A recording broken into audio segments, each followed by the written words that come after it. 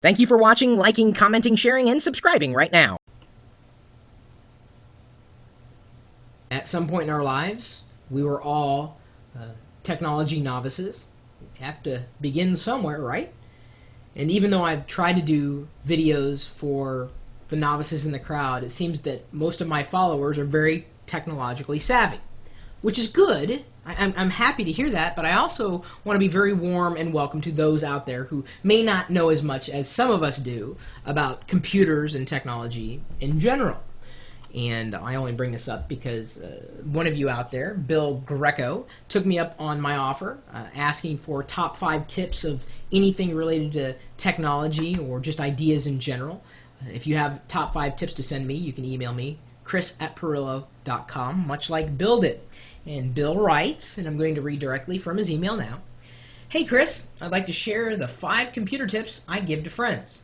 And these are largely related to tips you might give to someone who just got their first computer. Number 1, when you download and install software after installing your operating system or during a normal download or install procedure, save the software link to a shortcut in the file. Burn it to a CD or copy it to a flash drive. If you ever have to reinstall the software, you can visit the site to get the latest updated version. Saving the shortcut or the link to the site before installation is recommended. It's a really good idea. Number 2, categorize but keep folders simple. For example, make a folder for family pictures and video, text, software and games, audio, video.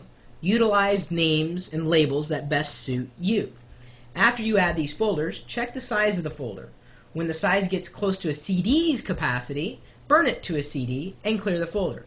It's definitely not a good thing to create a folder inside a folder, inside a folder, inside a folder, inside a folder, because you're more likely to collect duplicate files. It's very true. Now, I also understand that organizing isn't in everybody's modus operandi.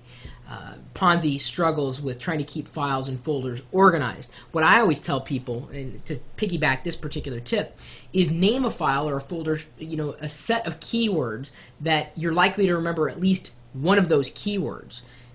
And if you keep your files named generically, you will never find them again, and you'll run into the frustration of never being able to find your files again.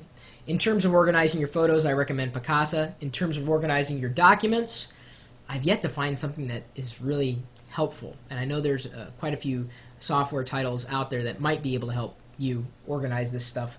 But don't be overwhelmed. At least save the files. Got it? Back them up when you can. Got it? Number 3, do not put off updating your antivirus and spyware applications. Think of them as a must-do procedure before you do anything else on your computer. Remember that your protection is only as good as the last update. Number 4, be skeptical, smart, and investigative. If you get, or if someone sends you an email telling you that Microsoft and Yahoo have discovered a dangerous Trojan and they advise you to delete something, be skeptical.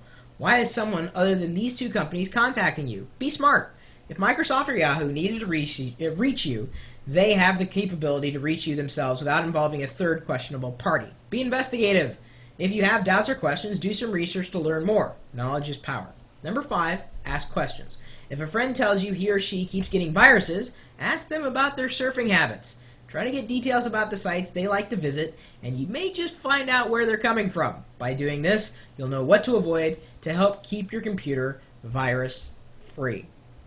Pretty good, solid tips, and granted, some of them warrant a further investigation in details and descriptions. I know we've certainly covered backing up files to a CD in the past. We've also talked about organizing files, making sure you're not wasting any space in your hard drive by analyzing the disk space that is being used. So we have covered quite a few tips and continue to do so every day. We do our best to publish 5 different videos on YouTube through our channel, so if you haven't subscribed to that, it's another good idea. Or, embed these videos, share them with your friends.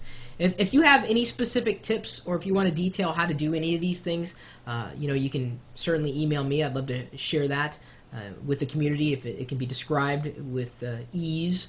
And certainly I know a lot of people get computers for the first time during the holiday season, and we see an influx of visitors, especially to general computer tip videos that we have produced.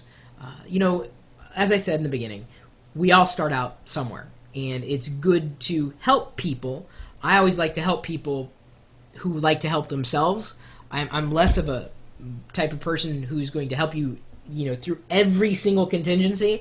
I'm likely to shine the light on a solution and say, all right, there you go, have at it. Because I believe that you learn more by doing it yourself than you do learning from watching me do something.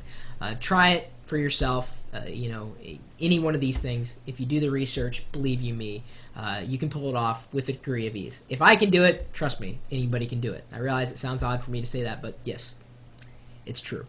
Now, if you have any other tips for new computer users, feel free to send them along. Chris@Pirillo.com is how you get a hold of me. And if you have any questions, possibly related to this kind of stuff, you can email me those too. If I think they're really good questions that you've asked, and we haven't already answered them, love to share them with the rest of the community. And you're also welcome to embed this video or swing by our chat room where we're typically talking tech 24 hours a day, 7 days a week at live.pirillo.com. We'll see you later.